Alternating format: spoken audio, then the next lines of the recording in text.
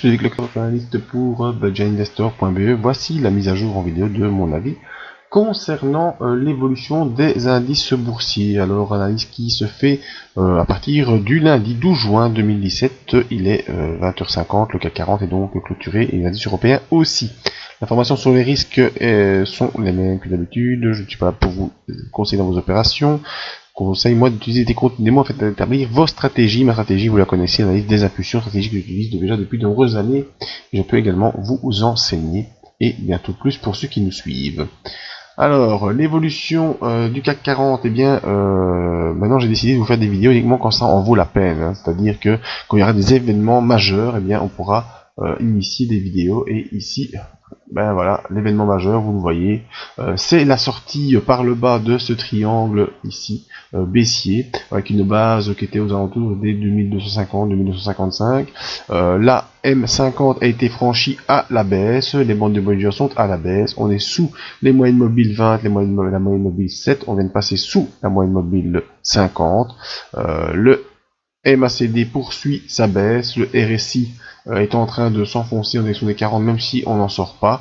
Et bien, comme on me l'a dit et répété voici plusieurs semaines, et bien peut-être on va venir fermer ce gap en direction des 5128. Donc clairement, on est dans une phase de légère baisse. Alors pourquoi je dis légère? Il n'y a pas vraiment de grosse accélération. Vous voyez que les bandes de Bollinger ne s'ouvrent pas de manière exceptionnelle, donc il n'y a pas d'ouverture des bandes de Bollinger, il n'y a pas de grosse explosion de la volatilité. C'est une descente qui se fait doucement. On n'a pas encore rejoint le point le plus bas. Vous voyez le point le plus bas, il était ici, à 5225. C'est le point le plus bas de cette bougie post-élection de M. Macron du 24 avril. Le point le plus bas, il est là. Et pour l'instant, eh bien, on n'y est pas. Il n'y a pas encore de vraiment de grosse accélération à la baisse. Si on franchit les 5225 à la baisse, eh bien, on ira certainement, certainement fermer ce gap aux alentours de 5128 points. Cette baisse est légère, c'est une légère consolidation après l'envolée qu'on a connue déjà depuis de nombreuses semaines, depuis le début de l'année.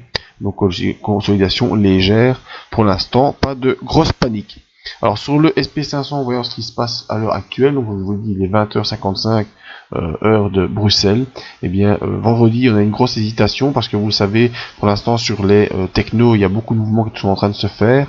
Ce mouvement baissier qui a été entamé et équilibré vendredi, et bien se poursuit. Donc on passe maintenant sous la M7 au niveau du SP500. On se dirige vers la M20 qui est en direction des 2411 points. On est toujours dans une tendance de hausse, vous voyez, une tendance de hausse généralisée, pas de grosse accélération baissière. Au niveau de nos indicateurs, on a un MACD qui est en train de croiser à la baisse mais qui reste au-dessus de 0, un RSI qui revient dans la norme, c'est ça que je voulais faire, un RSI qui revient dans la norme entre 60 et 40, donc on a plutôt une décélération de la hausse plutôt qu'une accélération à la baisse, hein. C'est plutôt ça qu'il faut dire, plutôt comme ça qu'il faut le voir. De toute façon, on a un gros support ici à 2384 et on peut même le remonter, ce support ici à 2400 points. Donc tant qu'on ne s'enfonce pas sous les 2400, on est encore protégé pour l'instant dans cette grosse vague de hausse.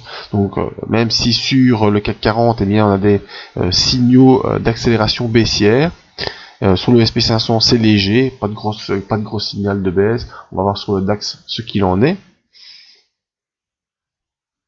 Alors, sur le DAX également, on a une baisse ici, on s'enfonce sous la M7, même si on reste encore dans ce range dont je vous ai déjà parlé sur le DAX, entre 12 838 et 12 533. Tant qu'on ne sort pas par le haut ou par le bas de cette zone, eh bien, on n'a pas de grosse inquiétude. Quand même des choses inquiétantes au niveau du graphique du MACD. Voilà, premier non-croisement à la hausse, deuxième non-croisement à la hausse. Ça, en général, c'est annonciateur d'une poursuite baissière qui devrait être plus conséquente, même si pour l'instant, on ne les a pas. Et on est clairement dans ce range horizontal sur le DAX entre 2533 et 12838. Là, je ne prendrai pas de position, sauf si on passe en dessous d'un support ou si on accélère au-dessus de cette résistance.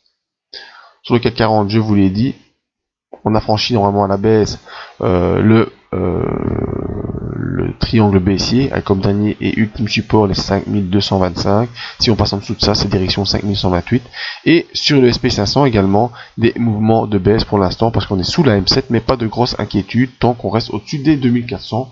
Donc je pense qu'on est face cette semaine à une consolidation simplement dans un mouvement haussier de long terme. Donc voilà, c'est mon avis à l'heure actuelle sur les indices boursiers. Vous pouvez nous rejoindre sur le site pour avoir d'autres analyses. Prenez contact avec moi, venir me poser vos questions et les formations toujours disponibles. La zone membre également en évolution, même si pour l'instant il n'y a pas grand chose à faire si ce n'est que surveiller les positions qui ont été prises dans le passé et adapter ces stop loss. Merci à tous et à tout bientôt.